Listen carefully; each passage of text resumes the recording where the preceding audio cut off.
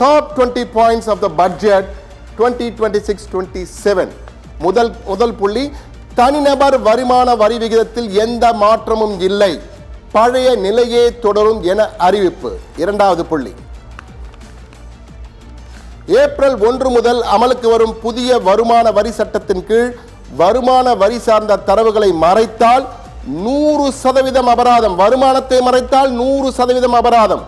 மூன்றாவது புள்ளி, தமிழ்நாடு, கேரளா, ஆந்திரா, ஒடிசா உள்ளிட்ட மாநிலங்களிலும் அரிய வகை கனிமங்கள் எடுக்க புதிய திட்டம், new rare earth materials corridor என்று சொல்லியிருக்கிறார்கள். 4, சென்னை, மும்பை, பெங்களூரு, ஹைதராபாத் உள்ளிட்ட 7 நகரங்களை இணைக்க அதிவேக ரயில் பாதை. சென்னை, பெங்களூரு, அதே போன்று சென்னை, ஹைதராபாத்துக்கு அதிவேக ரயில் பாதை காரிடார்.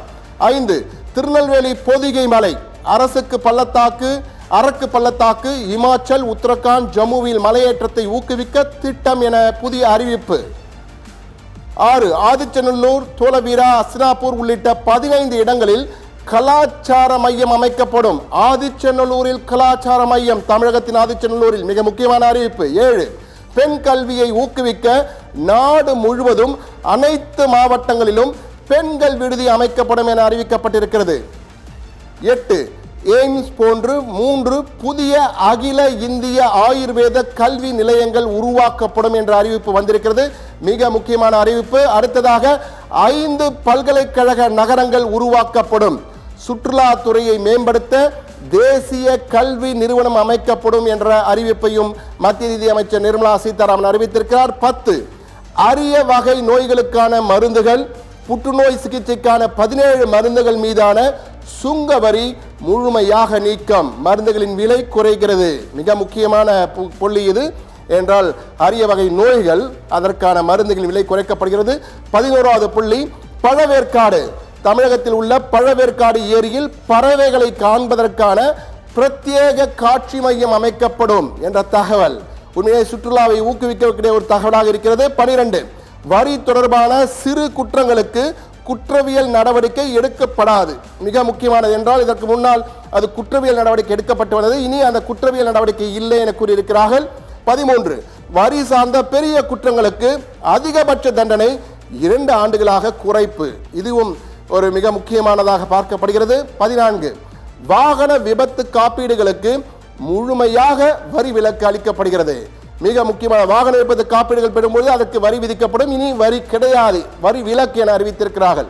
15வது புள்ளி, கடல் சார்ந்த ஏற்றுமதி பொருட்களை உற்பத்தி செய்ய இறக்குமதி செய்யப்படும் மூலப்பொருட்களுக்கு வரி சலுகை உயர்த்தப்பட்டிருக்கிறது என்ற தகவல். அது எவ்வளவு என்று தெரியவில்லை, ஆனால் உயர்த்தப்பட்டிருக்கிறது. 16, இந்தியாவில் தென்னை, முந்திரி, கோகோ உற்பத்தியை ஊக்குவிக்க பிரத்யேக திட்டம் என அறிவிக்க. இந்தியாவின் முந்திரியை உலக நாடுகளில் பிராண்ட் செய்வதற்காக மிக முக்கியமான திட்டத்தை அறிவித்திருக்கிறார்கள். 17வது புள்ளி, பால் உற்பத்தி, கோழி, மீன் வளர்ப்பை அதிகரிக்க ஊக்குவிக்கும் வகையிலே பல சலுகைகள் வழங்கப்படும் என மத்திய நிதி அமைச்சர் நிர்மலா சீதாராமன் அறிவித்திருக்கிறார்.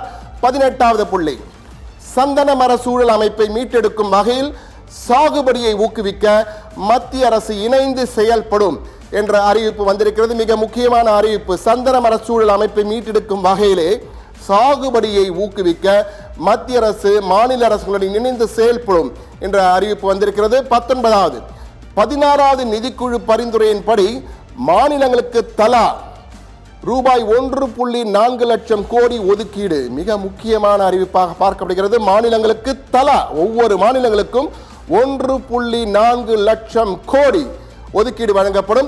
20வது புள்ளி, மேலும் 17.2 லட்சம் கோடி கடன் வாங்க மத்திய அரசு முடிவு செய்திருக்கிறது என்ற தகவல் வந்திருக்கிறது.